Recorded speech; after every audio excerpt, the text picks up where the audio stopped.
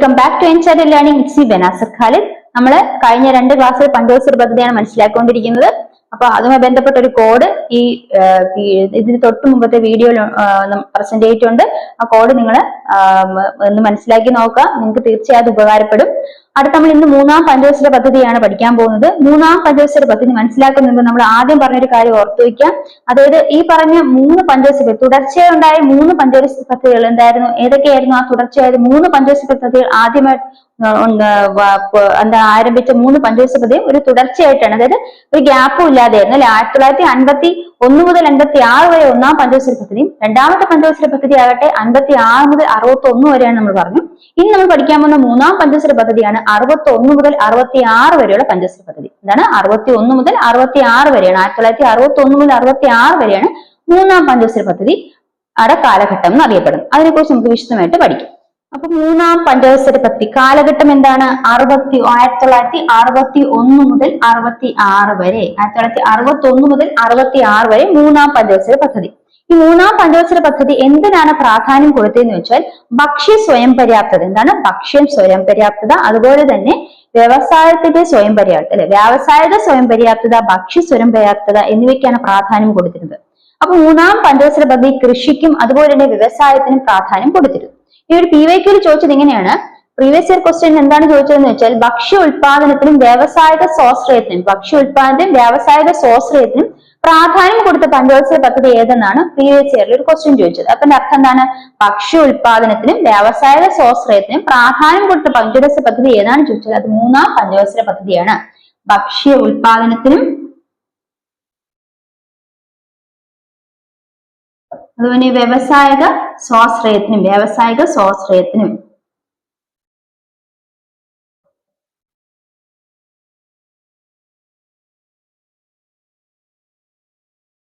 3ാം പഞ്ചവത്സര പദ്ധതി ഭക്ഷ്യ ഉൽപാദനം വ്യവസായിക സ്വാശ്രയത്തിന് പ്രാധാന്യം കൊടുത്തിരുന്നു. ഇനി അതുപോലെ തന്നെ ഈ പറഞ്ഞ പഞ്ചവത്സര പദ്ധതിയുടെ കാലഘട്ടത്തിലാണ്, 3ാം പഞ്ചവത്സര പദ്ധതിയുടെ കാലഘട്ടത്തിലാണ് ബൊക്കാറോ ഇരുമ്പുരുക്കശാല സ്ഥാപിതമായത്. അപ്പൊ നമ്മൾ 2ാം പഞ്ചവത്സര പദ്ധതിയുടെ കാലഘട്ടത്തിൽ 3 ഇരുമ്പുരുക്കശാലകൾ സ്ഥാപിച്ചതായിട്ട് മനസ്സിലാക്കി. ഏതൊക്കെയാണ്? ഭിലായി, റൂർക്കേല, അതുപോലെ തന്നെ ദുർഗാപൂർ അല്ലെ. ഈ 3 ഇരുമ്പുരുക്കശാലകളാണ് 2ാം പഞ്ചവത്സര പദ്ധതി കാലത്ത് നിലവിലുണ്ടായിരുന്നത്. ഇനി ഇപ്പൊ 3ാം പഞ്ചവത്സര പദ്ധതി കാലത്ത് നിലവിൽ വന്ന ഇരുമ്പുരുക്കശാലയാണ് ബൊക്കാറോ ഇരുമ്പുരുക്കശാല. ഈ ബൊക്കാറോ ഇരുമ്പുരുക്കശാല നിലവിൽ വന്നത് 1964ലാണ്. 1964 ആരുടെ സഹായത്തോടെ? റഷ്യയുടെ സഹായത്തോടെ. എവിടെയാണ് നിലവിൽ വന്നത്? ജാർഖണ്ഡിലാണ് നിലവിൽ വന്നത്. 3ാം പഞ്ചവത്സര പദ്ധതിയുടെ കാലഘട്ടത്തിലാണ് ബൊക്കാറോ ഇരുമ്പുരുക്കശാല നിലവിൽ വന്നത്. 1964 റഷ്യയുടെ സഹായത്തോടുകൂടി ജാർഖണ്ഡിലാണ് നിലവിൽ വന്നത്. ഇനി നമ്മൾ പറഞ്ഞു 3ാം പഞ്ചവത്സര പദ്ധതി കാലത്ത് ഭക്ഷ്യ ഉൽപാദനത്തിന് വ്യാവസായിക സ്വാശ്രയത്തിന് പ്രാധാന്യം കൊടുത്തു എന്ന് പറഞ്ഞു. അപ്പൊ 3ാം പഞ്ചവത്സര പദ്ധതി കാലത്താണ് ഹരിത വിപ്ലവത്തിന് തുടക്കം കുറിച്ചത്. അപ്പൊ ഹരിത വിപ്ലവം തുടക്കം കുറിച്ചത് ഏത് പഞ്ചവത്സര പദ്ധതി കാലത്താണ്? 3ാം പഞ്ചവത്സര പദ്ധതി കാലത്താണ്. ഇനി ഹരിത വിപ്ലവത്തിന്റെ ഫലമായി ഭക്ഷ്യ ഉൽപാദനത്തിൽ വർധനവുണ്ടായി. അപ്പൊ അങ്ങനെയാണ് ഹരിത വിപ്ലവം ആരംഭിച്ചത്. അപ്പൊ ഹരിത വിപ്ലവം ഭക്ഷ്യ ഉൽപാദനത്തിന്റെ വർധനത്തിനാണ് ആരംഭിച്ച പദ്ധതിയാണ്. ഇനി അവിടെ ഹരിത വിപ്ലവം ഇന്ത്യയിൽ കൊണ്ടുവന്നത്, ഇന്ത്യൻ ഹരിത വിപ്ലവത്തിന്റെ പിതാവ് എന്നറിയപ്പെടുന്ന ആരാണ്? MS സ്വാമിനാഥനാണ്.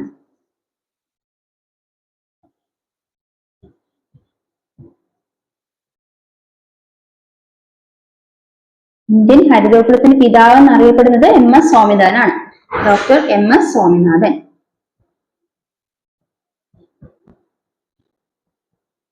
എന്നാൽ ഹരിത വിപ്ലവത്തിന്റെ പിതാവ്, ഹരിത വിപ്ലവം ലോകത്ത് ആദ്യമായിട്ട് അതിനെ ആരംഭിച്ചത് എന്നാൽ ഡോക്ടർ MS സ്വാമിനാഥൻ അല്ല, നോർമൻ ബോർലോഗ് ആണ് ഹരിത വിപ്ലവത്തിന്റെ പിതാവ് എന്ന് അറിയപ്പെടുന്ന ആരാണ്? നോർമൻ ബോർലോഗ്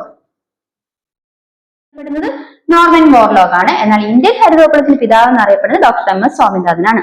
അപ്പൊ ഹരിത വിപ്ലവത്തിന്റെ പിതാവ് നോർമൻ ബോർലോഗ് എന്ന് പറഞ്ഞു. ഇനി ഹരിത വിപ്ലവം എവിടെയാണ് ആരംഭിച്ചത്? മെക്സിക്കോയിലാണ് ഹരിത വിപ്ലവം ആരംഭിച്ചത്. എവിടെയാണ്? മെക്സിക്കോയിലാണ് ഹരിത വിപ്ലവം ആരംഭിച്ചത്. ഇനി അതുപോലെ തന്നെ ഹരിത വിപ്ലവം നമ്മൾ പറഞ്ഞു ഭക്ഷ്യ ഉൽപാദനം വർദ്ധിപ്പിക്കുന്നതിന് വേണ്ടിയിട്ടാണ് ഹരിത വിപ്ലവം ആരംഭിച്ചതെന്ന് പറഞ്ഞു. അത് 3ാം പഞ്ചവത്സര പദ്ധതി കാലത്താണെന്ന് പറഞ്ഞു. ഇനി ഈ 3ാം പഞ്ചവത്സര പദ്ധതിയെ എന്ത് പേരിലാണ് അറിയപ്പെടുന്നത്? 3ാം പഞ്ചവത്സര പദ്ധതി ഗാഡ്ഗിൽ യോജന എന്ന പേരിൽ അറിയപ്പെടുന്നതാണ്. ഗാഡ്ഗിൽ യോജന എന്നറിയപ്പെടുന്ന പഞ്ചവത്സര പദ്ധതിയാണ് 3ാം പഞ്ചവത്സര പദ്ധതി. എന്നറിയപ്പെടുന്നത് കാരണം ആ ഒരു പഞ്ചവത്സര പദ്ധതി കാലഘട്ടത്തിലാണ് പ്ലാനിംഗ് കമ്മീഷന്റെ ഡെപ്യൂട്ടി ചെയർമാനെ DR ഗാഡ്ഗിൽ നിയമിതനായിരുന്നത്. അപ്പൊ 1961-68 കാലഘട്ടത്തിൽ പ്ലാനിംഗ് കമ്മീഷൻ ഡെപ്യൂട്ടി ചെയർമാൻ ആരായിരുന്നു? DR ഗാഡ്ഗിൽ ആയിരുന്നു. അതുകൊണ്ട് മൂന്നാം പഞ്ചവത്സര പദ്ധതി എന്ത് പേരിൽ അറിയപ്പെടുന്നു? ഗാഡ്ഗിൽ യോജന എന്ന് അറിയപ്പെടുന്നു. 5.7% വളർച്ചാ നിരക്ക് കൈവരിക്കണമെന്നാണ് പ്രതീക്ഷിച്ചത്. എന്നാൽ 2.4% വളർച്ചാ നിരക്ക് മാത്രമേ കൈവരിക്കാൻ സാധിച്ചുള്ളൂ. മൂന്നാം പഞ്ചവത്സര പദ്ധതി കാലത്ത് എത്ര വളർച്ചാ നിരക്കാണ് പ്രതീക്ഷിച്ചത്? 5.7% വളർച്ചാ നിരക്കാണ് പ്രതീക്ഷിച്ചത്. എന്നാൽ 2.4% മാത്രമേ കൈവരിക്കാൻ സാധിച്ചു. ഇതിന് കാരണം എന്തായിരുന്നു? ഈ പറഞ്ഞ വളർച്ചാ നിരക്ക് കൈവരിച്ചില്ല, അതിന്റെ വളർച്ചാ നിരക്ക് വളരെ കുറവായിട്ട് നമുക്ക് കാണാൻ സാധിച്ചത്. എന്തുകൊണ്ടാണ്? ആ സമയത്താണ് ഇന്ത്യ ചൈന യുദ്ധം. 1962 ഇന്ത്യ ചൈന യുദ്ധം നടന്നു. അതുപോലെ തന്നെ 1975 ഇന്ത്യയും പാകിസ്ഥാനും യുദ്ധം നടന്നു. ഈ രണ്ട് യുദ്ധങ്ങളും പിന്നെ അതിനെ തുടർന്ന് അവിടെ ആ സമയത്ത് വരൾച്ചയും അങ്ങനെ അനുബന്ധമായ പല കാര്യങ്ങളും ഉണ്ടായിരുന്നു. ഇതൊക്കെ കാരണം മൂന്നാം പഞ്ചവത്സര പദ്ധതിക്ക് ആ പ്രതീക്ഷിച്ച വളർച്ചാ നിരക്കിൽ എത്തിച്ചേരാൻ സാധിച്ചില്ല. മൂന്നാം പഞ്ചവത്സര പദ്ധതി എന്ന് പറയുന്നത് കാലഘട്ടം 1961 മുതൽ 66 വരെയാണ്. ഇനി അതിന്റെ പ്രാധാന്യം എന്താ? അതിന്റെയാണ് പ്രാധാന്യം കൊടുത്തത്? ഭക്ഷ്യ ഉൽപാദനത്തിനും അതുപോലെ വ്യാവസായിക സ്വാശ്രയത്തിനുമാണ് പ്രാധാന്യം കൊടുത്തത്. അത് കൃഷിക്കും വ്യവസായത്തിനും പ്രാധാന്യം കൊടുത്തിരുന്നു. ഇനി മൂന്നാം പഞ്ചവത്സര പദ്ധതി കാലഘട്ടത്തിലാണ് ബൊക്കാറോ ഇരുമ്പുരുക്കുശാല നിലവിൽ വന്നത്. എവിടെയാണ് നിലവിൽ വന്നത്? ജാർഖണ്ഡിലാണ്. അത് 1964 റഷ്യയുടെ സഹായത്തോടു കൂടി. ഇനി ഈ ഹരിത വിപ്ലവം എന്ന ആശയം ഇന്ത്യയിലേക്ക് കൊണ്ടുവന്ന അല്ലെങ്കിൽ ഹരിത വിപ്ലവം ആരംഭിച്ച് തുടക്കം കുറിച്ച ഏത് പഞ്ചവത്സര പദ്ധതി കാലത്താണെന്ന് വെച്ചാൽ മൂന്നാം പഞ്ചവത്സര പദ്ധതി കാലത്താണ് ഹരിത വിപ്ലവത്തിന് തുടക്കമിട്ടത്. ഇപ്പൊ ഇന്ത്യയിൽ ഹരിത വിപ്ലവത്തിന് തുടക്കമിട്ട അല്ലെങ്കിൽ ഹരിത വിപ്ലവത്തിന് അതിനെ കുറിച്ച് കൂടുതൽ മനസ്സിലാക്കി അതിനെ കുറിച്ച് പ്രവർത്തിച്ചാൽ ഈ ഹരിത വിപ്ലവത്തിന്റെ പിതാവ് എന്നറിയപ്പെടുന്നത് ഡോക്ടർ MS സ്വാമിനാഥനാണ്. എന്നാൽ ഹരിത വിപ്ലവത്തിന്റെ പിതാവ് എന്നറിയപ്പെടുന്നത് നോർമൻ ബോർലോഗ്. അപ്പൊ ഹരിത വിപ്ലവത്തിന്റെ പിതാവ് നോർമൻ ബോർലോഗും ഇന്ത്യൻ ഹരിത വിപ്ലവത്തിന്റെ പിതാവ് ഡോക്ടർ MS സ്വാമിനാഥനുമാണെന്ന് മനസ്സിലാക്കണം. ഇനി നമ്മൾ പറഞ്ഞത് അവര് എത്ര ശതമാനം വളർച്ചാ നിരക്കാണ് ആർജിക്കാൻ പ്രതീക്ഷിച്ചത്? 5.7% വളർച്ചാ നിരക്കാണ് ആർജിക്കാൻ പ്രതീക്ഷിച്ചത്. പക്ഷെ എത്രത്തോളം കൈവരിക്കാൻ സാധിച്ചു? 2.4% മാത്രമേ കൈവരിക്കാൻ സാധിച്ചു. ഇനി ഈ പറയുന്ന പഞ്ചവത്സര പദ്ധതി ഏത് പേരിൽ അറിയപ്പെടുന്നു? ഈ പറഞ്ഞ പഞ്ചവത്സര പദ്ധതി ഗാഡ്ഗിൽ യോജന എന്നറിയപ്പെടുന്നു അല്ലെ? എന്താണ് കാരണം? ആ സമയത്ത് ആ ഒരു കാലത്ത് അത് ഈ പറയുന്ന പഞ്ചവത്സര പദ്ധതി നടന്ന കാലഘട്ടത്തില് പ്ലാനിംഗ് കമ്മീഷൻ ഡെപ്യൂട്ടി ചെയർമാനായിട്ട് DR ഗാഡ്ഗിൽ ആയിരുന്നു നിയമിതനായിരുന്നത്. ആ സമയത്തെ പഞ്ചവത്സര പദ്ധതി ഗാഡ്ഗിൽ യോജന എന്നാണ് അറിയപ്പെടുന്നത്. ഇനി നമ്മൾ പഞ്ചവത്സര പദ്ധതി ഈ മൂന്നാം പഞ്ചവത്സര പദ്ധതി വളർച്ചാ നിരക്ക് പ്രാപിക്കാൻ സാധിക്കാത്ത എന്തൊക്കെ കാരണങ്ങൾ കൊണ്ടാണ്? പ്രധാനമായും രണ്ട് യുദ്ധങ്ങൾ നടന്നു. 1962 ഇന്ത്യയും ചൈനയും തമ്മിൽ യുദ്ധം നടന്നു. അതുപോലെ തന്നെ 1965 ഇന്ത്യയും പാകിസ്ഥാനും തമ്മിൽ യുദ്ധം നടന്നു. ഈ രണ്ട് യുദ്ധവും അതിനെ തുടർന്നുള്ള വരൾച്ചയും ഈ പറയുന്ന വളർച്ചാ നിരക്കിലേക്ക് എത്താനായിട്ട് ഈ പദ്ധതിയും ഉദ്ദേശിച്ച വളർച്ചാ നിരക്ക് എത്തിച്ചേരാൻ സാധിച്ചില്ല. അപ്പൊ അതാണ് നമ്മൾ പറഞ്ഞ മൂന്നാം പഞ്ചവത്സര പദ്ധതിയുമായി ബന്ധപ്പെട്ട കാര്യങ്ങൾ. അപ്പൊ നമ്മൾ ഇവിടെ ഒരു ടേം പഠിച്ചു, ഹരിത വിപ്ലവം. അപ്പൊ ഹരിത വിപ്ലവമായി കറണ്ട് അഫെയറുമായിട്ട് അല്ലെങ്കിൽ ഹരിത വിപ്ലവവുമായി ബന്ധപ്പെട്ട കുറച്ച് കാര്യങ്ങൾ നമുക്ക് മനസ്സിലാക്കി പോകാം. അപ്പൊ ഹരിത വിപ്ലവം എന്താണ് അതിനെ കുറിച്ചൊക്കെ ഒന്ന് മനസ്സിലാക്കി പോകും. അപ്പൊ നമ്മൾ മനസ്സിലാക്കാൻ പോകുന്നത് ഹരിത വിപ്ലവത്തെ കുറിച്ചാണ്. അപ്പൊ ഹരിത വിപ്ലവം എന്ന് പറയുന്നത് എന്താണ്? ഭക്ഷ്യ പ്രതിസന്ധി മറികടക്കുന്നതിന് വേണ്ടിയിട്ട് പ്രയോഗിച്ച ഒരു കാർഷിക തന്ത്രമാണ് ഹരിത വിപ്ലവം. അപ്പൊ ഭക്ഷ്യ പ്രതിസന്ധി മറികടക്കുന്നതിന് വേണ്ടിയിട്ടുള്ള കാർഷിക തന്ത്രമായിരുന്നു ഹരിത വിപ്ലവം. ഈ ഹരിത വിപ്ലവം നമ്മൾ പറഞ്ഞു ലോകത്തെ ഹരിത വിപ്ലവത്തിന്റെ പിതാവ് എന്നറിയപ്പെടുന്ന നോർമൻ ബോർലോഗ് ആണെന്നും ഇന്ത്യയിൽ ഹരിത വിപ്ലവത്തിന്റെ പിതാവ് MS സ്വാമിനാഥനാണെന്നും ഡോക്ടർ MS സ്വാമിനാഥനാണ് നമ്മൾ മനസ്സിലാക്കി. ഇനി നമ്മൾ മനസ്സിലാക്കുന്നത് ഹരിത വിപ്ലവം എന്ന പദം ആദ്യമായി കൊണ്ടുവന്ന വ്യക്തി ആരെന്ന് വെച്ചാൽ വില്യം ഗൗഡ് ആണ്. ഹരിത വിപ്ലവം എന്ന പദം ആദ്യമായിട്ട് കൊണ്ടുവന്നത് വില്യം ഗൗഡ്. ഈ പദം ആദ്യമായിട്ട് കൊണ്ടുവന്നത് വില്യം ഗൗഡ്. വില്യം ഗൗഡ് ആണ് ഹരിത വിപ്ലവം എന്ന പദം ആദ്യമായിട്ട് കൊണ്ടുവന്നത്. ഇനി നമ്മൾ പറഞ്ഞു ഹരിത വിപ്ലവം. ഈ ഹരിത വിപ്ലവം ഇന്ത്യയിൽ തുടങ്ങിയ സമയത്ത് ഇന്ത്യയിൽ ഹരിത വിപ്ലവം തുടങ്ങിയ സമയത്ത് കേന്ദ്ര കൃഷി വകുപ്പ് മന്ത്രി ആരാന്ന് ചോദിച്ചാൽ C. സുബ്രഹ്മണ്യം ആയിരുന്നു. ആരായിരുന്നു? C. സുബ്രഹ്മണ്യത്തെ ആ സമയത്ത് കേന്ദ്ര കൃഷി വകുപ്പ് മന്ത്രിയായിരുന്നു C. സുബ്രഹ്മണ്യം. അതുകൊണ്ട് അദ്ദേഹത്തെ ഇന്ത്യൻ ഹരിത വിപ്ലവത്തിന്റെ രാഷ്ട്രീയ പിതാവ് എന്ന് അറിയപ്പെടുന്നു. അദ്ദേഹം ഇന്ത്യൻ ഹരിത വിപ്ലവത്തിന്റെ രാഷ്ട്രീയ പിതാവ് എന്ന് അറിയപ്പെടുന്നു. എന്താണ്? C. സുബ്രഹ്മണ്യം ഇന്ത്യൻ ഹരിത വിപ്ലവത്തിന്റെ രാഷ്ട്രീയ പിതാവെന്ന് അറിയപ്പെടുന്നു. ഇനി അത് മനസ്സിലാക്കണം. നമ്മൾ ഈ പറയുന്ന ഹരിത വിപ്ലവത്തോടുകൂടി ഭക്ഷ്യ ഉൽപാദനം വർദ്ധിപ്പിക്കുകയാണ് നമ്മുടെ ലക്ഷ്യം അല്ലെ? അപ്പൊ ഏത് ധാന്യത്തിന്റെ ഉൽപാദനമാണ് ഏറ്റവും കൂടുതലായിട്ട് അവിടെ നടന്നത്? ഗോതമ്പിന്റെ ഉത്പാദനമാണ് കൂടുതലായിട്ട് നടന്നത്. അപ്പൊ ഹരിത വിപ്ലവത്തിൽ ഗോതമ്പിന്റെ ഉൽപാദനമാണ് കൂടുതലായിട്ട് നടന്നത്. ഇനി ഗോതമ്പിന്റെ ഉൽപാദനം കൂടുതലായിട്ട് നടന്ന സമയത്ത് ഇന്ത്യയിൽ ഗോതമ്പിന്റെ പ്രധാനപ്പെട്ട 2 അത്യുൽപാദന ഇനങ്ങൾ വികസിപ്പിച്ചെടുത്തു. അതാണ് കല്യാൺ സോണയും സോണാലിയും. ഗോതമ്പിന്റെ അത്യുൽപാദന ഇനങ്ങൾ ഏതൊക്കെയാണ്? അത്യുൽപാദന ക്ഷേത്രത്തിന് കല്യാൺ സോണ, സോണാലിക. കല്യാൺ സോണ, സോണാലിക. അപ്പം നമ്മൾ പറഞ്ഞു അത്യുൽപാദന ക്ഷേത്രത്തിൽ ഗോതമ്പിന്റെ ഇനങ്ങളാണ് കല്യാൺ സോണയും സോണാലികയും. അപ്പൊ നമ്മൾ ഹരിതവിപ്ലവത്തെ കുറിച്ച് മനസ്സിലാക്കിയ ഹരിതവിപ്ലവം എന്ന പദം ആദ്യമായിട്ട് കൊണ്ടുവന്ന ആരാണ്? വില്യം ഗൗഡ് ആണ് ഹരിതവിപ്ലവം എന്ന പദം ആദ്യമായിട്ട് കൊണ്ടുവന്നത്. ഇനി അതുപോലെ തന്നെ ഹരിതവിപ്ലവത്തിന്റെ സമയം ഹരിതവിപ്ലവം പറഞ്ഞ പഞ്ചവത്സര പദ്ധതിയുടെ കാലഘട്ടത്തിൽ ഹരിതവിപ്ലവം ആരംഭിച്ച കാലഘട്ടത്തിൽ ഇന്ത്യയിലെ കേന്ദ്ര ഭക്ഷ്യവകുപ്പ് മന്ത്രി ആരെന്ന് വെച്ചാൽ സി സുബ്രഹ്മണ്യമായിരുന്നു. അതുകൊണ്ട് അദ്ദേഹത്തെ ഇന്ത്യൻ ഹരിതവിപ്ലവത്തിന്റെ രാഷ്ട്രപിതാവ് എന്നറിയപ്പെടുന്നു. ഇനി അതുപോലെ തന്നെ ഏറ്റവും കൂടുതൽ വികസിപ്പിച്ചെടുത്ത ധാന്യം ഏതാണെന്ന് വെച്ചാൽ ഹരിതവിപ്ലവത്തിന്റെ ഫലമായി ഏറ്റവും കൂടുതൽ വികസിപ്പിച്ച ധാന്യം ഗോതമ്പായിരുന്നു. ഇനി അതിന്റെ ഭാഗമായിട്ട് ഗോതമ്പിനെയും മികച്ച അത്യുൽപാദന ശേഷിയുള്ള ഇനങ്ങൾ വികസിപ്പിച്ചെടുത്തു. ഏതൊക്കെയാണത്? കല്യാൺ സോണയും സോണാലിയും. അതാണ് കല്യാൺ സോണയും സോണാലിയും. ഇനി നമ്മൾ പറഞ്ഞ ഹരിതവിപ്ലവവുമായി ബന്ധപ്പെട്ട വ്യക്തിത്വമാണ് അത് ഡോക്ടർ എം എസ് സ്വാമിനാഥൻ. അപ്പൊ അദ്ദേഹത്തെ കുറിച്ച് നമുക്ക് ഏതാനും കുറച്ച് കാര്യങ്ങൾ മനസ്സിലാക്കാം. Doctor M S Swaminathan. Doctor M S സ്വാമിനാഥന്റെ പൂർണ്ണനാമം മാങ്കൊമ്പ് സാംബശിവൻ സ്വാമിനാഥൻ. എന്താണ്? മങ്കൊമ്പ് സാംബശിവൻ സ്വാമിനാഥൻ. അദ്ദേഹത്തിന് മാക്സിസെ അവാർഡ് ലഭിച്ചു. 1971 അദ്ദേഹത്തിന് മാക്സിസെ അവാർഡ് ലഭിക്കുന്നത്. മാക്സിസെ അവാർഡ് ലഭിക്കുന്ന എന്നാണ് 1971. ഇതോടൊപ്പം തന്നെ അദ്ദേഹത്തിന് വേൾഡ് ഫുഡ് പ്രൈസ് ലഭിക്കുന്നത്. അദ്ദേഹത്തിന് വേൾഡ് ഫുഡ് പ്രൈസ് ലഭിക്കുന്നത് 1987 വേൾഡ് ഫുഡ് പ്രൈസ്.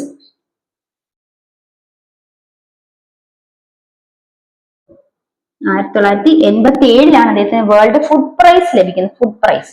ഇനി അതേപോലെ തന്നെ അദ്ദേഹം 1988 അദ്ദേഹം ഒരു റിസർച്ച് ഫൗണ്ടേഷൻ സ്ഥാപിക്കുന്നു. റിസർച്ച് ഫൗണ്ടേഷൻ 1988 അദ്ദേഹം റിസർച്ച് ഫൗണ്ടേഷൻ സ്ഥാപിക്കുന്നു. അതിന്റെ ആസ്ഥാനം ചെന്നൈ ആയിരുന്നു. ഇനി അദ്ദേഹം 2007 അദ്ദേഹത്തിന് ഈ പറയുന്ന രാജ്യസഭയിലേക്ക് 2007 അദ്ദേഹത്തിന്റെ രാജ്യസഭയിലേക്ക് നാമനിർദ്ദേശം ചെയ്തു. 2007 അദ്ദേഹത്തിന് രാജ്യസഭയിലേക്ക് നാമനിർദ്ദേശം ചെയ്തു. ഇനി അദ്ദേഹം 2023 അന്തരിക്കുന്നു. 2024 അദ്ദേഹത്തിന് ഭാരതരത്നം മരണാനന്തര ബഹുമതിയെ ഭാരതരത്നം നൽകി ആദരിക്കുന്നു. 2023 അദ്ദേഹം അന്തരിക്കുന്നു. 2024 ഭാരതരത്നം മരണാനന്തര ബഹുമതി നൽകി അദ്ദേഹത്തെ ആദരിക്കുന്നു. ഇനി അദ്ദേഹത്തിന്റെ പ്രധാനപ്പെട്ട 2 പുസ്തകങ്ങൾ നമ്മൾ നോക്കാറുണ്ട്. From green to evergreen revolution. From green to evergreen revolution.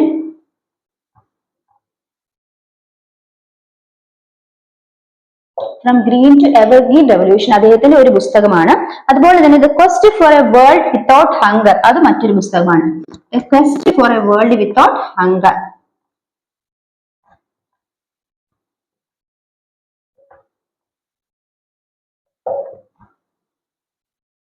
ഇതാണ് അദ്ദേഹത്തിന്റെ പ്രധാനപ്പെട്ട പുസ്തകങ്ങൾ. ഒന്ന് from green to evergreen revolution, മറ്റത് the quest for a world without hunger. അപ്പം നമ്മൾ എം എസ് സ്വാമിനാഥനെ കുറിച്ച് മനസ്സിലാക്കാനുള്ള കാര്യം ഇന്ത്യൻ ഹരിത വിപ്ലവത്തിന്റെ പിതാവ് എന്നറിയപ്പെടുന്ന എം എസ് സ്വാമിനാഥനാണ്. ഇനി അദ്ദേഹത്തിന്റെ മുഴുവൻ പേരെന്താണ്? മങ്കൊമ്പ് സാംബശിവൻ സാംബശിവൻ സ്വാമിനാഥൻ എന്നാണ് അദ്ദേഹത്തിന്റെ പൂർണ്ണമായ നാമം.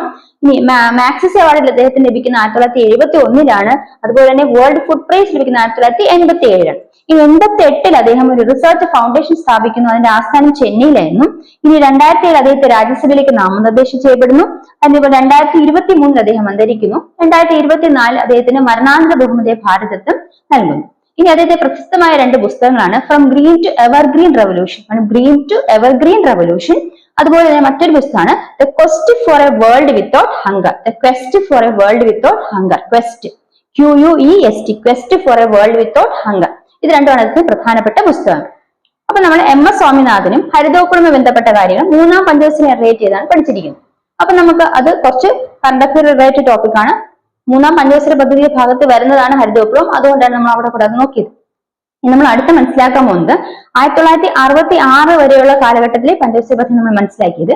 ഇനി മനസ്സിലാക്കാൻ പോകുന്ന അടുത്ത കാര്യമാണ് 66 മുതൽ 69 വരെ 66 മുതൽ 69 വരെ പ്ലാൻ ഹോളിഡേ എന്നാണ് മനസ്സിലാക്കുന്നത്. എന്താണ് പ്ലാൻ ഹോളിഡേ നടപ്പിലാക്കിയത് 1966 മുതൽ 69 വരെയാണ്. എന്താണ് പ്ലാൻ ഹോളിഡേ നടപ്പിലാക്കാനുള്ള പ്രധാന കാരണം? മൂന്നാം പഞ്ചവത്സര പദ്ധതി പരാജയപ്പെട്ടു. മൂന്നാം പഞ്ചവത്സര പദ്ധതി പരാജയപ്പെട്ടതിനെ തുടർന്നാണ് പ്ലാൻ ഹോളിഡേ നടപ്പിലാക്കിയത്. പ്ലാൻ ഹോളിഡേ നടപ്പിലാക്കിയ വർഷം എന്ന് പറയുന്നത് 1966 മുതൽ 69 വരെയാണ്. എന്താണ് അത് ലക്ഷ്യം കൈവരിച്ചില്ല. അത് എന്താണ് അതിന്റെ ലക്ഷ്യം കൈവരിക്കാതെ പരാജയമായി തീർന്നു. മൂന്നാം പഞ്ചവത്സര പരാജയത്തെ തുടർന്നാണ് പ്ലാൻ ഹോളിഡേ നടപ്പിലാക്കിയത്. അത് 1966 മുതൽ 69 വരെയാണ് ഉണ്ടായിരുന്നത്. ഇവിടെ പ്രധാനമായും വാർഷിക പദ്ധതികളാണ് നടന്നത്. ഇപ്പൊ പ്ലാൻ ഹോളിഡേയിൽ എന്താണ് വാർഷിക പദ്ധതിയാണ് നടപ്പിലാക്കിയിരുന്നത്. അതായത് അവിടെ കൃഷിക്കും വ്യവസായത്തിനും തുല്യ പ്രാധാന്യം കൊടുത്തിരുന്നു. ഇനി ഈ പറയുന്ന പ്ലാൻ ഹോളിഡേ എന്തിനാണ് വാർഷിക പദ്ധതികളാണ് ഈ പറഞ്ഞ പ്ലാൻ ഹോളിഡേയിൽ നടപ്പിലാക്കിയത്. വാർഷിക പദ്ധതികളാണ് പ്ലാൻ ഹോളിഡേയിൽ നടപ്പിലാക്കിയത്. ഇനി ഈ പദ്ധതി നടപ്പിലാക്കിയത് ആരെന്ന് വെച്ചാൽ ഇന്ദിരാഗാന്ധിയാണ് ഈ പ്ലാൻ ഹോളിഡേ നടപ്പിലാക്കിയത്. ഇന്ദിരയാണ് പ്ലാൻ ഹോളിഡേ നടപ്പിലാക്കിയത്. അപ്പൊ മൂന്നാം പഞ്ചവത്സര പദ്ധതി പരാജയമായതിനെ തുടർന്ന് നടപ്പിലാക്കിയതാണ് പ്ലാൻ ഹോളിഡേ. അപ്പൊ നമ്മൾ എന്താ പറഞ്ഞുകൊണ്ടിരുന്നത്? മൂന്നാം പഞ്ചവത്സരത്തിലെ പരാജയത്തെ തുടർന്ന് നടപ്പിലാക്കിയതാണ് plan holiday. Plan holiday plan holiday plan holiday കാലഘട്ടം എന്ന് പറയുന്നത് 1966 മുതൽ 63 വരെയാണ്. മൂന്നാം പഞ്ചവത്സരത്തിലെ പദ്ധതിയുടെ പരാജയത്തോട് നടപ്പിലാക്കിയതാണ് പ്ലാൻ ഹോളിഡേ. കാലഘട്ടം എന്ന് പറയുന്നത് 66 മുതൽ 69 വരെയാണ്. ഇനി ഈ അവിടെ വാർഷിക പദ്ധതികളാണ് നടപ്പിലാക്കിയത്. അപ്പൊ ആ ഒരു സമയത്ത് വാർഷിക പദ്ധതികളാണ് നടപ്പിലാക്കിയത്. അങ്ങനെ 3 വാർഷിക പദ്ധതികളാണ് നടപ്പിലാക്കിയത്. എത്ര വാർഷിക പദ്ധതികൾ? 3 വാർഷിക പദ്ധതികളാണ് നടപ്പിലാക്കിയത്. പ്ലാൻ ഹോളിഡേ സമയത്ത് നടപ്പിലാക്കിയത് 1966 മുതൽ 69 വരെയാണ്. മൂന്നാം പഞ്ചവത്സര പദ്ധതിയുടെ പരാജയത്തിൽ നടപ്പിലാക്കിയതാണ് പ്ലാൻ ഹോളിഡേ. ഇനി ഇത് നടപ്പിലാക്കിയ പ്രധാനമന്ത്രി ആരാന്ന് ചോദിച്ചാൽ ഇന്ദിരാഗാന്ധിയാണ്. നടപ്പിലാക്കിയ പ്രധാനമന്ത്രി ആരാണ്? ഇന്ദിരാഗാന്ധിയാണ്. അപ്പൊ ഇത്രയാണ് പ്ലാൻ ഹോളിഡേ കുറിച്ച് മനസ്സിലാക്കുന്നത്. പ്ലാൻ ഹോളിഡേ എന്ന് പറയുന്നത് 1966 മുതൽ 69 വരെയായിരുന്നു. മൂന്നാം പഞ്ചവത്സര പദ്ധതിയുടെ പരാജയത്തോടെയാണ് പ്ലാൻ ഹോളിഡേ നടപ്പിലാക്കിയത്. പ്ലാൻ ഹോളിഡേയിൽ 3 വാർഷിക പദ്ധതികളാണ് നടപ്പിലാക്കിയത്. അത് നടപ്പിലാക്കിയ പ്രധാനമന്ത്രി ഇന്ദിരാഗാന്ധിയാണ്. അടുത്ത നമ്മൾ മനസ്സിലാക്കാൻ പോകുന്നത് നാലാം പഞ്ചവത്സര പദ്ധതി. എന്താണ് നാലാം പഞ്ചവത്സര പദ്ധതി? നാലാം പഞ്ചവത്സര പദ്ധതി കാലഘട്ടം എന്താണ്? 69 വരെ പ്ലാൻ ഹോളിഡേ ആയിരുന്നു അല്ലെ. അപ്പൊ 69 മുതൽ 74 വരെ 1969 മുതൽ 74 വരെയാണ് നാലാം പഞ്ചവത്സര പദ്ധതി. ഇനി നാലാം പഞ്ചവത്സര പദ്ധതിക്കും ഒരു ലക്ഷ്യമുണ്ടായിരുന്നു. എന്താണത്? സ്ഥിരതയുള്ള വികസനത്തിന് സ്വയം പര്യാപ്തത കൈവരിക്കും. അപ്പൊ സ്ഥിരതയുള്ള വികസനത്തിന് സ്വയം പര്യാപ്തത കൈവരിക്കുക എന്നുള്ളതാണ് നാലാം പഞ്ചവത്സര പദ്ധതിയുടെ ലക്ഷ്യം. സ്ഥിരതയുള്ള വികസനത്തിന് സ്വയം പര്യാപ്തത കൈവരിക്കുക. ഇനി ഈ പഞ്ചവത്സര പദ്ധതി പ്രധാനമായും ആരുടെ ഉന്നമനത്തിനാണ് ഉദ്ദേശിച്ചത്? ദുർബല വിഭാഗത്തിന്റെ ഉന്നമനത്തിനാണ് ഈ പദ്ധതി ഉദ്ദേശിക്കുന്നത്. ഇവിടെ എന്താണ്? ആർക്കാണ് പ്രാധാന്യം? ദുർബല വിഭാഗത്തിന്. അപ്പൊ ദുർബല വിഭാഗങ്ങളുടെ ഉന്നമനത്തിനാണ് ഈ പറയുന്ന പഞ്ചവത്സര പദ്ധതി ഊന്നൽ കൊടുത്തത്. അപ്പൊ ദുർബല വിഭാഗത്തിന്റെ ഉന്നമനത്തിനാണ് നാലാം പഞ്ചവത്സരത്തിൽ പ്രാധാന്യം കൊടുത്തത്. അടുത്തത്, ഈ നാലാം പഞ്ചവത്സര പദ്ധതി കാലത്താണ് 14 ബാങ്കുകൾ ദേശസാൽക്കരിച്ചത്. അപ്പൊ നാലാം പഞ്ചവത്സര പദ്ധതി കാലത്താണ് 14 ബാങ്കുകൾ ദേശസാൽക്കരിച്ചത്. അപ്പൊ ഈ ബാങ്കുകൾ ദേശസാൽക്കരിച്ച സമയത്തെ പ്രധാനമന്ത്രി ഇന്ദിരാഗാന്ധി ആയിരുന്നു. ആ സമയത്ത് ധനകാര്യ വകുപ്പ് കൈകാര്യം ചെയ്തത് ഇന്ദിരാഗാന്ധി തന്നെയായിരുന്നു. അപ്പൊ ഈ പറയുന്ന 14 ബാങ്കുകൾ ദേശസാൽക്കരിച്ചത് നാലാം പഞ്ചവത്സര പദ്ധതിയുടെ കാലഘട്ടത്തിലാണ്. അപ്പൊ ഇത് 1ാം ഘട്ട ബാങ്ക് ദേശസാൽക്കരണമാണ്. ഇത് നടപ്പിലാക്കിയത് ഇന്ദിരാഗാന്ധിയാണ്. ഇത് നടപ്പിലാക്കിയത്. ഇനി നമ്മൾ പറഞ്ഞു, ഇത് പറയുന്ന നാലാം പഞ്ചവത്സര പദ്ധതി കാലത്തെ പ്രധാനപ്പെട്ട വസ്തുതകളാണ് പറയുന്നത്. അപ്പൊ ഇനി അടുത്ത എന്താണ്? നാലാം പഞ്ചവത്സര പദ്ധതി കാലത്താണ് ധവള വിപ്ലവം നടന്നത്. നമ്മൾ 3ാം പഞ്ചവത്സര പദ്ധതി കാലത്ത് എന്ത് നടന്നു? ഹരിത വിപ്ലവം നടന്നു എന്ന് പറഞ്ഞല്ലേ. ഇവിടെ 4ാം പഞ്ചവത്സര പദ്ധതി കാലത്താണ് ധവള വിപ്ലവം നടന്നത്. ധവള വിപ്ലവം 4ാം പഞ്ചവത്സര പദ്ധതി കാലത്താണ് ധവള വിപ്ലവം നടന്നത്. ഇപ്പൊ ധവള വിപ്ലവം എന്ന് പറഞ്ഞാൽ പാലിന്റെ ഉൽപാദനം കൂട്ടുക എന്ന ലക്ഷ്യത്തോടുകൂടിയാണ് ധവള വിപ്ലവം ആരംഭിച്ചത്. പാലിന്റെ ഉൽപാദനം കൂട്ടുക എന്ന ലക്ഷ്യത്തോടുകൂടിയാണ് ധവള വിപ്ലവം ആരംഭിച്ചത്. അപ്പൊ അതിന് ഓപ്പറേഷൻ ഫ്ലഡ് എന്നൊരു പദ്ധതി തയ്യാറാക്കുന്നത്. Operation flood. ഈ ഓപ്പറേഷൻ ഫ്ലഡ് എന്ന പദ്ധതി തയ്യാറാക്കുന്ന ആരാണ്? ഓപ്പറേഷൻ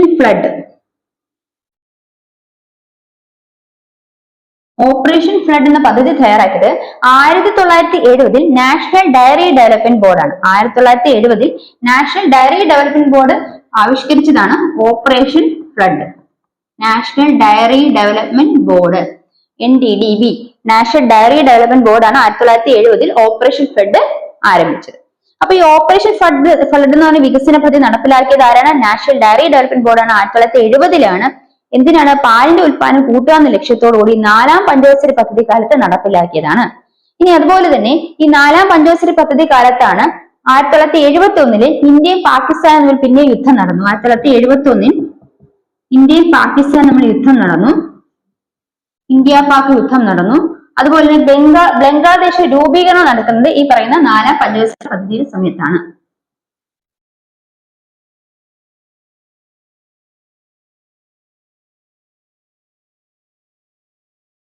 അപ്പൊ 4ാം പഞ്ചവത്സര പദ്ധതിയുടെ കാലഘട്ടത്തിലാണ് 1975 ഇന്ത്യയും പാകിസ്ഥാനും യുദ്ധം നടക്കുന്നു. അതുപോലെ 1971 ഇന്ത്യയും പാകിസ്ഥാനും യുദ്ധം നടക്കുന്നു. അതുപോലെ ബംഗ്ലാദേശിന് രൂപീകരണം നടക്കുന്നത് 1971 ഇനി നമ്മൾ മനസ്സിലാക്കാനുള്ളത് 1974 ഇന്ത്യയിൽ ആദ്യ ആണവ പരീക്ഷണം ആരംഭിച്ചത്. ആദ്യ ആണവ പരീക്ഷണം എന്ത് പേരിലാണ് അറിയപ്പെട്ടത്? ബുദ്ധൻ ചിരിക്കുന്നു എന്ന രഹസ്യനാമത്തിലാണ് അറിയപ്പെട്ടത്. 1974 ഇന്ത്യയിൽ ആദ്യ ആണവ പരീക്ഷണം നടന്നത് ഈ പറഞ്ഞ 4ാം പഞ്ചവത്സര പദ്ധതിയുടെ കാലഘട്ടത്തിലാണ്.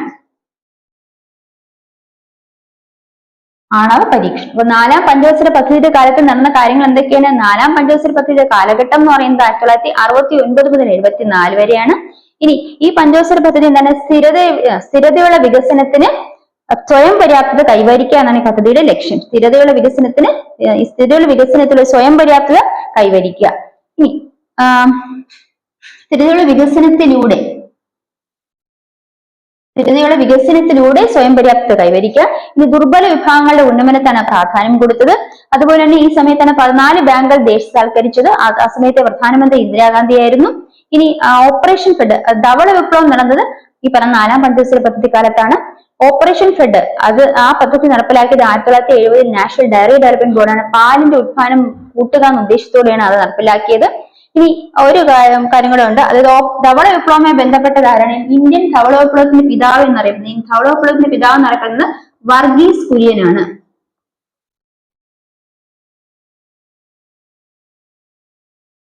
വർഗീസ് കുര്യൻ. ഇനി അതുപോലെ തന്നെ 1971 ഇന്ത്യ പാക് യുദ്ധം നടക്കുന്നത്, ബംഗ്ലാദേശ് രൂപീകരണം നടക്കുന്നത് ഈ 4ാം പഞ്ചവത്സര പദ്ധതി കാലഘട്ടത്തിലാണ്. ഇനി 1974 ഇവിടെ ഇന്ത്യയിലെ ആദ്യ ആണവ പരീക്ഷണം നടക്കുന്നത് 1974 അത് ബുദ്ധൻ ചിരിക്കുന്നു എന്ന നാമത്തിലാണ് അറിയപ്പെടുന്നത്. ഇനി അതുപോലെ തന്നെ ഇതിന്റെ പ്രതീക്ഷ വളർച്ചാ നിരക്ക് എന്ന് പറയുന്നത് 5.6% പ്രതീക്ഷിച്ച വളർച്ചാ നിരക്ക്. എന്നാൽ 3.3% വളർച്ചാ നിരക്ക് മാത്രമേ കൈവരിക്കാൻ സാധിച്ചു. അപ്പൊ 5.6% വളർച്ചാ നിരക്കാണ് 4ാം പഞ്ചവത്സര പദ്ധതിക്ക് ലക്ഷ്യമിട്ടത്. പക്ഷേ 3.3 വളർച്ചാ നിരക്ക് മാത്രമേ കൈവരിക്കാൻ സാധിച്ചുള്ളൂ.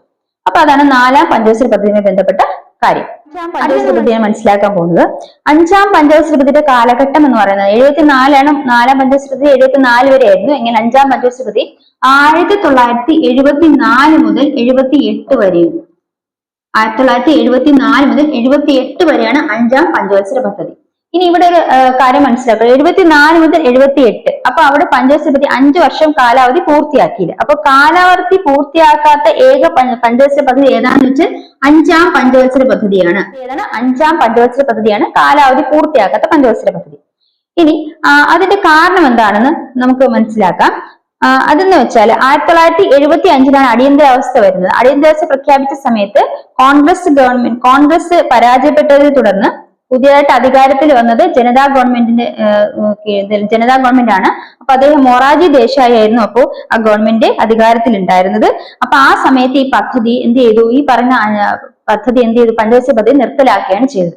അപ്പൊ അതുകൊണ്ടാണ് ഈ കാലാവധി ഈ പഞ്ചവത്സര പദ്ധതിക്ക് പൂർത്തിയാക്കാൻ സാധിക്കാത്തത്. അപ്പൊ 5ാം പഞ്ചവത്സര പദ്ധതി കാലാവധി പൂർത്തിയാക്കാത്ത ഏക പഞ്ചവത്സര പദ്ധതി ഏതാണെന്ന് വെച്ചാൽ 5ാം പഞ്ചവത്സര പദ്ധതിയാണ്. കാലാവധി പൂർത്തിയാക്കാത്ത ഏക പഞ്ചവത്സര പദ്ധതി 5ാം പഞ്ചവത്സര പദ്ധതിയാണ്. കാരണം ആ സമയത്ത് അടിയന്തരാവസ്ഥ കാലത്ത് ഈ പഞ്ചവത്സര പദ്ധതി എന്ത് ചെയ്തു? നിർത്തലാക്കി. ഇനി ഇതിന്റെ പ്രധാന ലക്ഷ്യം എന്തായിരുന്നു വെച്ചാൽ ദാരിദ്ര്യ നിർമ്മാർജ്ജനവും സ്വയം പര്യാപ്തതയുമായിരുന്നു പ്രധാന ലക്ഷ്യം. ഇതാണ് ദാരിദ്ര്യ നിർമ്മാർജ്ജനവും സ്വയം പര്യാപ്തതയും. ഇനി ഈ ദാരിദ്ര്യ നിർമ്മാർജ്ജനത്തിന് വേണ്ടിയിട്ട് 1975 ഇന്ദിരാഗാന്ധി ഒരു 20 ദിന പരിപാടി പ്രഖ്യാപിച്ചു. എന്താണ് 20 ദിന പരിപാടി നടപ്പിലാക്കി. എന്താണ് ദാരിദ്ര്യ നിർമ്മാർജ്ജനത്തിന് വേണ്ടി ഇന്ദിരാഗാന്ധി ഒരു 20 ദിന പരിപാടി നടപ്പിലാക്കി. ഇപ്പൊ 20 ദിന പരിപാടി എന്ന പദ്ധതി ഇന്ദിരാഗാന്ധി നടപ്പിലാക്കിയത് ദാരിദ്ര്യ നിർമ്മാർജ്ജനം വേണ്ടിയിട്ടാണ്. 5ാം പഞ്ചവത്സര പദ്ധതി കാലത്താണ് 1975 നടപ്പിലാക്കിയത്. ഇനി ഇതേ സമയത്ത് തന്നെ 1975 തന്നെ ഒക്ടോബർ 2 സംയോജന ശിശു വികസന പദ്ധതിയും നിലവിൽ വന്നു. എന്താണ്? 1975 തന്നെയാണ് 1975 ഒക്ടോബർ 2 സംയോജിത ശിശു വികസന പദ്ധതി ICDS നിലവിൽ വന്നത്. അതും 5ാം പഞ്ചവത്സര പദ്ധതി കാലത്താണ്. ഇനി ജോലിക്ക് കൂലി ഭക്ഷണം എന്ന പദ്ധതി നടപ്പിലാക്കിയതും 5ാം പഞ്ചവത്സര കാലത്താണ്. ജോലിക്ക് കൂലി ഭക്ഷണം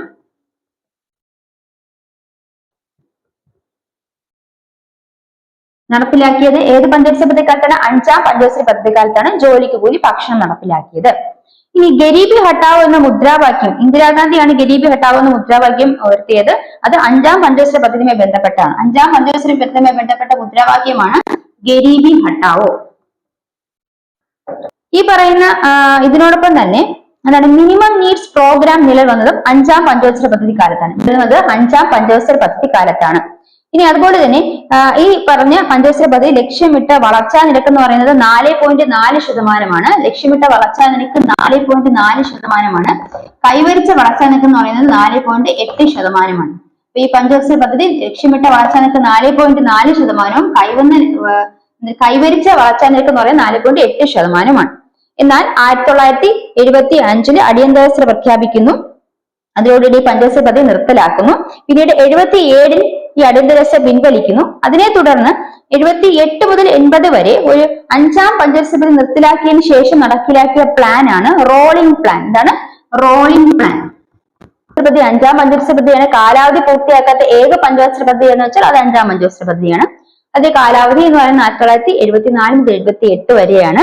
ഇനി അതിന്റെ പ്രധാന ലക്ഷ്യം എന്ന് പറയുന്നത് ദാരിദ്ര്യ നിർമ്മാർജ്ജനവും സ്വയം പര്യാപ്തതയുമായിരുന്നു. ഇനി 1975 ഈ പറയുന്ന പഞ്ചവത്സര പദ്ധതി കാലഘട്ടത്തിലാണ് ഇന്ദിരാഗാന്ധി 20 ദിന പരിപാടി നടപ്പിലാക്കിയത്. എന്തിനാണ്? ദാരിദ്ര്യ നിർമ്മാർജ്ജന ലക്ഷ്യം കൊണ്ടുകൊണ്ടാണ്. ഇനി അതേ സമയത്ത് തന്നെ 1975 ഒക്ടോബർ 2 സംയോജിത ശിശു വികസന പദ്ധതി ICDS നിലവിൽ വന്നതും ഈ 5ാം പഞ്ചവത്സര പദ്ധതി കാലത്താണ്. ഇനി ജോലിക്ക് കൂലി ഭക്ഷണം എന്ന പദ്ധതി നടപ്പിലാക്കിയതും ഈ പറയുന്ന 5ാം പഞ്ചവത്സര പദ്ധതി കാലത്താണ്. ഗരീബി ഹട്ടാവോ എന്ന മുദ്രാവാക്യവുമായി ബന്ധപ്പെട്ട പഞ്ചവത്സര പദ്ധതിയാണ് 5ാം പഞ്ചവത്സര പദ്ധതി. ഇത് ആരാണ് ഈ മുദ്രാവാക്യം മുക്കിയത്? ഇന്ദിരാഗാന്ധിയാണ് മുദ്രാവാക്യം മുക്കിയത്. പിന്നെ മിനിമം നീഡ്സ് പ്രോഗ്രാം എന്നറിയപ്പെടുന്നത് പദ്ധതി ഏതാണെന്ന് വെച്ചാൽ അത് നടപ്പിലാക്കിയത് മിനിമം നീഡ്സ് പ്രോഗ്രാം എന്ന പദ്ധതി നടപ്പിലാക്കിയതും 5ാം പഞ്ചവത്സര പദ്ധതി കാലത്താണ്. ഇനി അതുപോലെ തന്നെ ഈ 5ാം പഞ്ചവത്സര പദ്ധതി നമ്മൾ പറഞ്ഞു കാലാവധി പൂർത്തിയാക്കാത്തതെന്ന് പറഞ്ഞു. കാരണം എന്താ? 1975 അടിയന്തരാവസ്ഥ പ്രഖ്യാപിക്കുന്നു. ആ സമയത്ത് കോൺഗ്രസ് ഗവൺമെന്റ് അവർ പരാജയപ്പെടുകയും അതേ തുടർന്ന് ജനതാ ഗവൺമെന്റ് അധികാരത്തിൽ വരുന്നു. ഇപ്പൊ മൊറാർജി ദേശായിയാണ് ആ നേതൃത്വം നയിക്കുന്നത്. ആ സമയത്ത് എന്ത് ചെയ്യുന്നു? ഈ പറഞ്ഞ പഞ്ചവത്സര പദ്ധതി നിർത്തിവെക്കുന്നു. തുടർന്ന് 1977 അടിയന്തരാവസ്ഥ പിൻവലിക്കും. അതിനുശേഷം നിലവിൽ വന്നതാണ് റോളിംഗ് പ്ലാൻ. പഞ്ചവത്സര പദ്ധതി നിർത്തിവെച്ചതിന് ശേഷം നിലവിൽ വന്നതാണ് റോളിംഗ് പ്ലാൻ. അത് മൊറാർജി ദേശായിയുടെ നേതൃത്വത്തിലെ ഗവൺമെന്റ് ജനതാ ഗവൺമെന്റ് വന്നപ്പോഴാണ് റോളിംഗ് പ്ലാൻ കൊണ്ടുവന്നത്. അതിനെ കുറിച്ചാണ് മനസ്സിലാക്കിയത്. ഇനി റോളിംഗ് പ്ലാൻ എന്ന ആശയം നമുക്ക് ആ ആശയം സ്വീകരിച്ചത് എവിടുന്നാണ്? സ്വീഡിഷ് സാമ്പത്തിക ശാസ്ത്രജ്ഞനായ ഗുണ്ണാർ മിർഡാൽ എന്നാണ് റോളിംഗ് പ്ലാൻ എന്ന ആശയം സ്വീകരിച്ചത്. ഗുണ്ണാർ മിർഡാൽ എന്ന സ്വീഡിഷ് ശാസ്ത്രജ്ഞൻ നിന്നാണ് റോളിംഗ് പ്ലാൻ എന്ന ആശയം സ്വീകരിച്ചത്. റോളിംഗ് പ്ലാൻ ആശയം നടപ്പിലാക്കിയത് മൊറാർജി ദേശീയ ഗവൺമെന്റ് ആണ്. ആ ആശയം സ്വീകരിച്ചത് സ്വീഡിഷ് സാമ്പത്തിക ശാസ്ത്രജ്ഞനായ ഗുണ്ണാർ മിർഡാലിന്റെ ഏഷ്യൻ ഡ്രാമ എന്ന കൃതിയിൽ നിന്നാണ്. റോളിംഗ് പ്ലാൻ എന്ന ആശയം സ്വീകരിച്ചത് സ്വീഡിഷ് സാമ്പത്തിക ശാസ്ത്രജ്ഞനായ ഗുണ്ണാർ മിർഡാലിന്റെ ഏഷ്യൻ ഡ്രാമ എന്ന പുസ്തകത്തിൽ നിന്നാണ്. ഇനി റോളിംഗ് പ്ലാൻ നടപ്പിലാക്കിയത് ജനതാ ഗവൺമെന്റ് ആണ്. അത് നടപ്പിലാക്കിയ കാലഘട്ടം എന്ന് പറയുന്നത് 1978 മുതൽ 80 വരെയാണ്. 1978 മുതൽ 80 വരെയാണ് റോളിംഗ് പ്ലാൻ നടപ്പിലാക്കിയത്. ഇനി അതിനെ തുടർന്ന് അപ്പം പഞ്ചവത്സര പദ്ധതി 5ാം പഞ്ചവത്സര പദ്ധതി അവിടെ നിന്ന് അവസാനിപ്പിക്കുകയും അതേ തുടർന്ന് വന്നതാണ് റോളിംഗ് പ്ലാൻ. അത് നിലവിൽ വന്നത് 1978 മുതൽ 80 വരെയുള്ള കാലഘട്ടത്തിലാണ് റോളിംഗ് പ്ലാൻ. ഈ റോളിംഗ് പ്ലാൻ എന്ന ആശയം എവിടെ നിന്നാണ് എടുത്തിരിക്കുന്നത് വെച്ചാൽ സ്വീഡിഷ് സാമ്പത്തിക ശാസ്ത്രജ്ഞനായ ഗുണ്ണാർ മിർഡാലിന്റെ ഏഷ്യൻ ഡ്രാമ എന്ന പുസ്തകത്തിലാണ് ഈ ആശയം പ്രതിപാദിച്ചിരിക്കുന്നത്. അവിടെ നിന്നാണ് ഈ റോളിംഗ് പ്ലാൻ എന്ന ആശയം എടുത്തിരിക്കുന്നത്. അപ്പൊ റോളിംഗ് പ്ലാൻ നിലവിൽ വന്നത് ആരുടെ കാലഘട്ടത്തിലാണ്? ജനതാ ഗവൺമെന്റിന്റെ നേതൃത്വം വെച്ച് മൊറാർജി ദേശായിയുടെ കാലഘട്ടത്തിലാണ് റോളിംഗ് പ്ലാൻ നിലവിൽ വന്നത്. 1978 മുതൽ 80 വരെയാണ്. അപ്പൊ നമ്മൾ ഇന്നത്തെ വീഡിയോയില് 3, 4, 5 പഞ്ചവത്സര പദ്ധതികളാണ് മനസ്സിലാക്കിയത്. ഇപ്പൊ 3, 4, 5 പഞ്ചവത്സര പദ്ധതിയും അതിനോടൊപ്പം വന്ന റോളിംഗ് പ്ലാൻ ഹോളിഡേ ഒക്കെ നമ്മൾ മനസ്സിലാക്കി. പിന്നെ നമ്മൾ ഹരിതവിപ്ലവത്തെ കുറിച്ച് കൂടുതൽ മനസ്സിലാക്കി. ഡോക്ടർ എം എസ് സ്വാമിനാഥനെ കുറിച്ച് മനസ്സിലാക്കി. അപ്പൊ അടുത്ത വീഡിയോയിൽ നമ്മൾ ബാക്കി പഞ്ചവത്സര പദ്ധതി പഠിക്കുന്നതാണ്. അപ്പൊ ഇന്നത്തെ വീഡിയോയിൽ നിങ്ങൾക്ക് പഞ്ചവത്സര പദ്ധതി ടോപ്പിക് ബന്ധപ്പെട്ട പോയിന്റ്സ് എല്ലാം ക്ലിയർ ആയെന്ന് വിശ്വസിക്കുന്നു.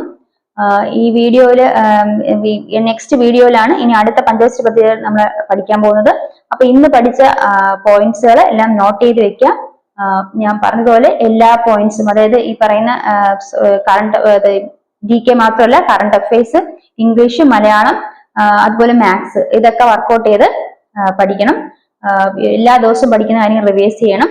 അപ്പം തുടർന്നും ഈ ചാനലില് GK മാത്രമല്ല ബാക്കി എല്ലാ സബ്ജക്ട്സും റിലേറ്റ് ചെയ്ത ക്ലാസ്സുകൾ പ്രൊവൈഡ് ചെയ്യുന്നതാണ്. നമ്മൾ അടുത്ത ആഴ്ച ഈ കറണ്ട് അഫയേഴ്സും അതുപോലെ മാത്സും ഇംഗ്ലീഷും മലയാളം മുതലായ ക്ലാസ്സുകളൊക്കെ പ്രൊവൈഡ് ചെയ്യും. അപ്പൊ ഇന്ന് പഠിപ്പിച്ച ക്ലാസ്സിൽ നിന്ന് കിട്ടിയ പോയിന്റ്സ് ഒക്കെ നിങ്ങൾക്ക് റീകളക്ട് ചെയ്യാൻ പറ്റുന്നുണ്ടെന്ന് വിശ്വസിക്കുന്നു. അപ്പം ഫർദർ വീഡിയോസിനെ വെയിറ്റ് ചെയ്യാം. Till then bye from me. Thank you.